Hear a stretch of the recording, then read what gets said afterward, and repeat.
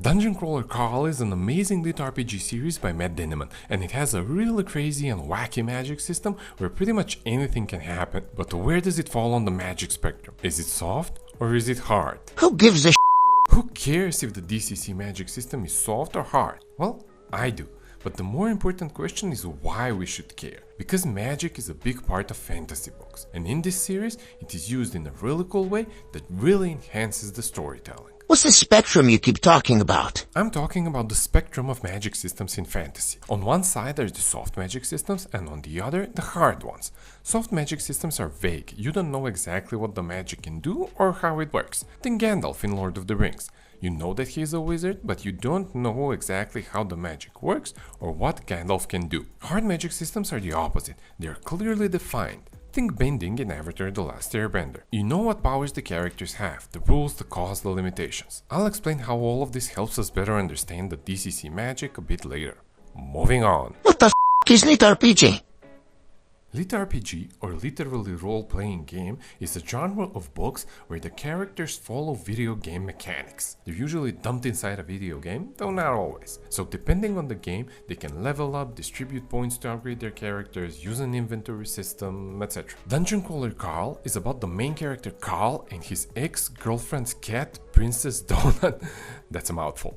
Anyway, they suddenly find themselves in the middle of the apocalypse, which is being broadcast and watched across the galaxy as a reality dungeon crawler show. So Carl and Donut have to survive in this dungeon crawl they have suddenly found themselves in, use the game mechanics to level up, learn new spells, and face progressively tougher opponents. The whole concept is really wild, and the books actually lean into that, providing really funny moments. And I mean really funny moments where you laugh out loud, especially if you laugh crass humor, like I do. And I really recommend the audiobooks for this reason. The narrator, Jeff Hayes, is amazing. Despite the wild setting, the books are filled with complex characters and they have amazing character growth. It's an all-around amazing series.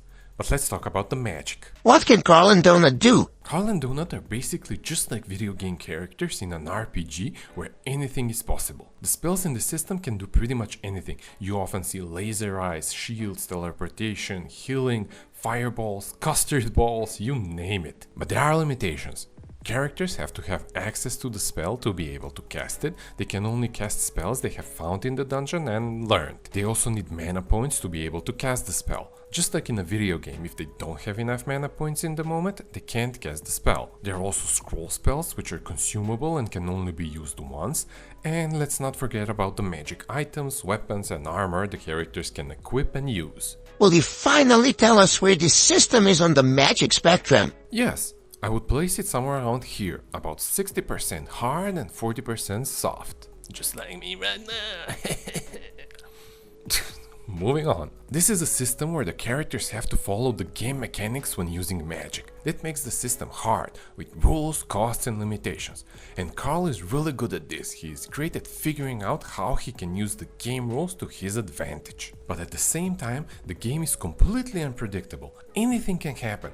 This is where the soft part comes in. This combination of a hard and a soft magic system is perfect for this series. You see, with hard magic systems, the readers understand how the magic works and what it can do, and that means that the author can use the magic to solve conflicts. Very slight spoilers ahead, but I'm gonna give you an example. If Carl and Donut face an enemy and Donut hits them with a magic missile, you're not confused. You know that Donut can shoot magic missiles, so it's perfectly fine when she does that. But with a soft magic system, you don't know how the magic works and what the characters can do. That means that the author cannot use the magic to satisfyingly solve conflicts in the book. Imagine for a second that Carl suddenly turns into a dragon when facing some enemies and he completely obliterates them. You'd be confused. You'll be like, he can turn into a dragon? This is really cool, but since when can he turn into a dragon?